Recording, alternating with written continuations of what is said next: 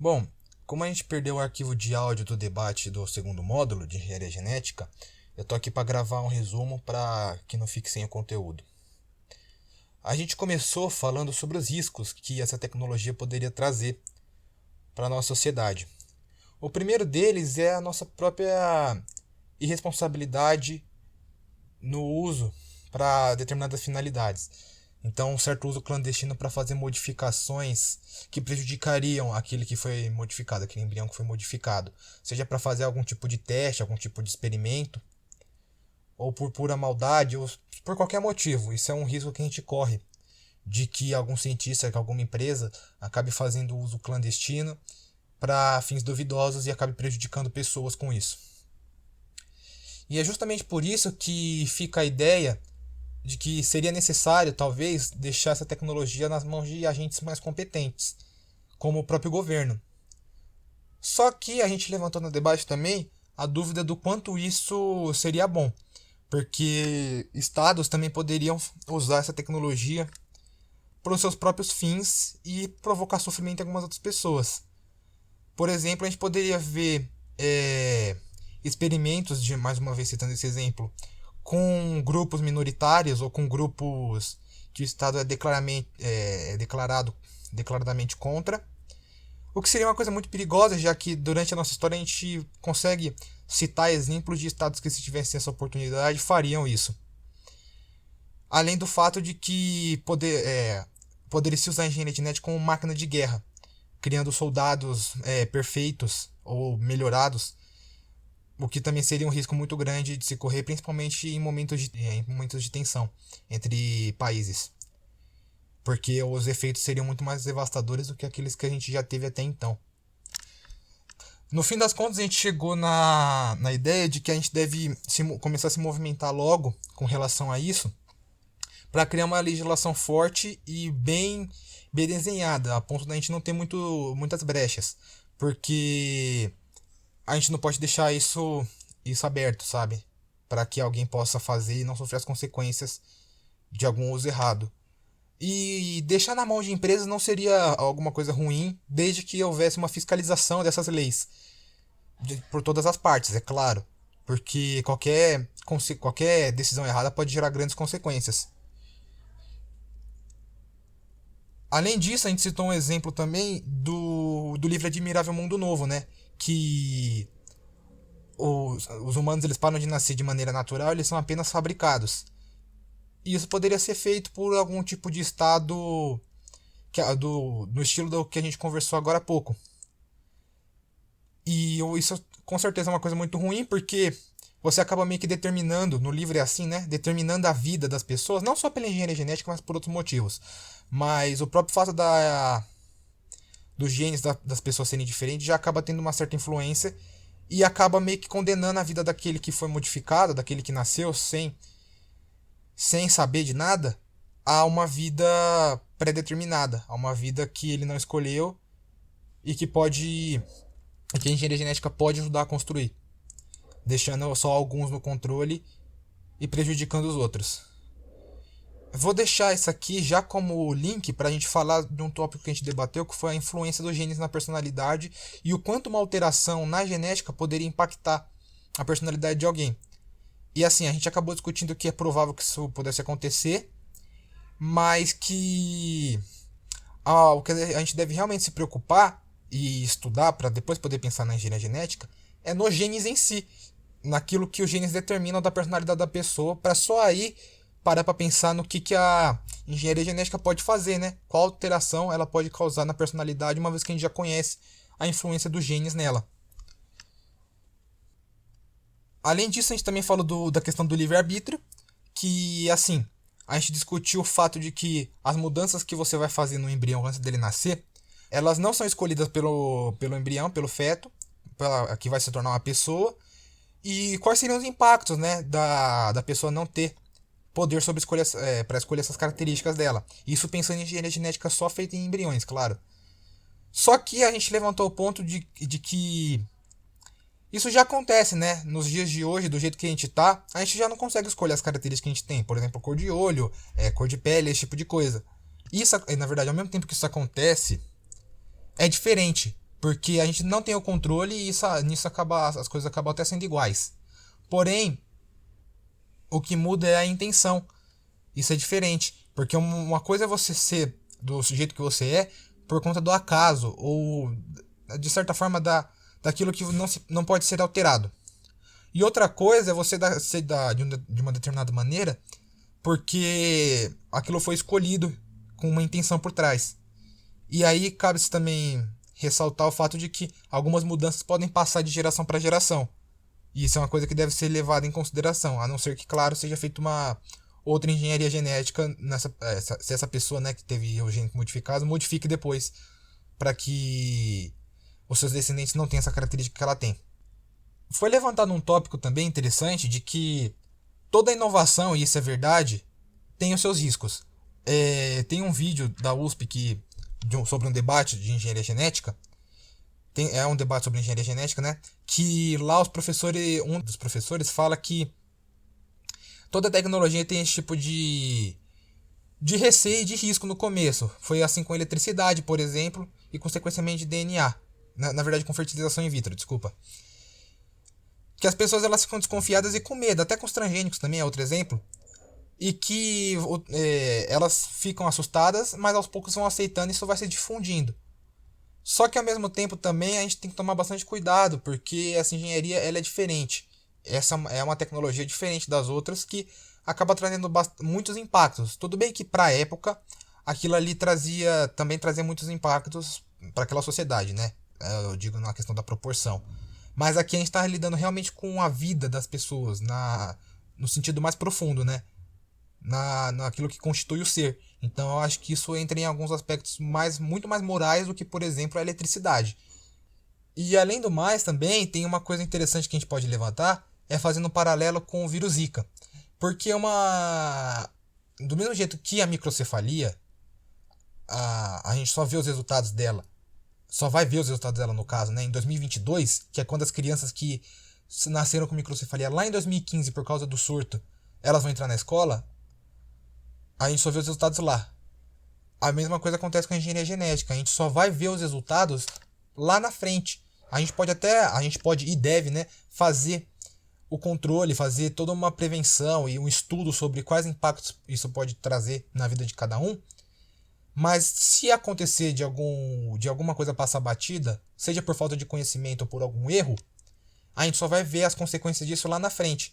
O que é uma coisa interessante de se considerar na hora de decidir sobre qual vai ser o uso dessa tecnologia. Outro problema que a gente poderia ter tem a ver com classes sociais, não no sentido econômico, mas eu digo social mesmo, na divisão de grupos, que isso é uma coisa que a gente poderia fazer, né? Escolher características que diferenciam grupos. Ou seja, por exemplo, uma cor de pele, uma cor de olho, exemplos que eu já dei anteriormente. E isso poderia separar ainda mais as pessoas, né? Poderia ajudar a fortalecer bolhas sociais que já existem. O que seria uma coisa muito complicada, né? Porque isso reforçaria o vínculo de uma bolha e acabaria por gerar mais distanciamento ainda, porque isso seria uma coisa, de novo, intrínseca ao ser, e intrínseca só àqueles seres que estão lá naquela bolha, e fica aquele nós contra eles, né? Nós somos tão juntos, nós somos tão idênticos, estamos tão unidos, que nós temos características genéticas e de aparência iguais, e eles são diferentes, o que poderia acabar polarizando ainda mais aquilo que já existe. Por fim, o último grande risco que a gente debateu foi o da disparidade entre aqueles que obtêm primeiro a engenharia genética e aqueles que obtêm posteriormente. No nosso caso, a gente consegue imaginar muito bem que é a elite econômica que obteria primeiro essa tecnologia. O professor do vídeo que eu citei agora, ele até fala sobre isso e que isso sempre acontece. As tecnologias elas acabam chegando primeiro na camada mais rica da população e depois vão se difundindo como um ciclo normal de inovação que acaba se espalhando. Porém, a gente acabou levantando um ponto que é importante. O de que a disparidade ela pode não ser compensada. Então, tudo bem, algumas vidas podem ser perdidas por conta de uma diferença de tempo, né, entre a adoção da tecnologia por uma camada e outra. Mas aqui nós estamos falando de pessoas que continuam vivas e continuam fazendo diferença, mudando o mundo ao seu redor. E assim, ou aquele que obtém primeiro, ele já vai ter uma vantagem com aquele que teve depois, por si só que essa vantagem vai ser acumulada, porque esse vai conseguir mudar ainda mais a agenda dos seus filhos, enquanto o outro pode nem ter recebido ainda essa tecnologia, né? O que é uma coisa que é complicada, porque talvez essa diferença seja irrecuperável. Porque esse passo que aquele pioneiro teve primeiro, talvez não possa ser alcançado de novo por aquele que obteve depois. Talvez até porque aquele que conseguiu primeiro impeça que o outro consiga depois, uma vez que ele já tem mais poder. Porém, não é só de riscos que vive essa tecnologia, né? Até porque se fosse só problemas, a gente não estaria discutindo isso aqui e não usaria. Um grande benefício da engenharia genética é o combate de doenças. A gente vê vários exemplos de doenças hereditárias que poderiam ser curadas com engenharia genética, e isso traria muitos benefícios para diversas pessoas, né?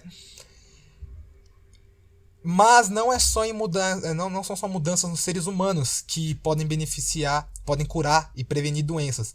Um vídeo muito interessante de um canal, eu vou deixar o link na descrição, ele fala sobre engenharia genética, uma modificação genética que nós poderíamos fazer em alguns vírus, conhecidos como bacteriófagos. Esses vírus, eles matam bactérias, eles dizimam bactérias.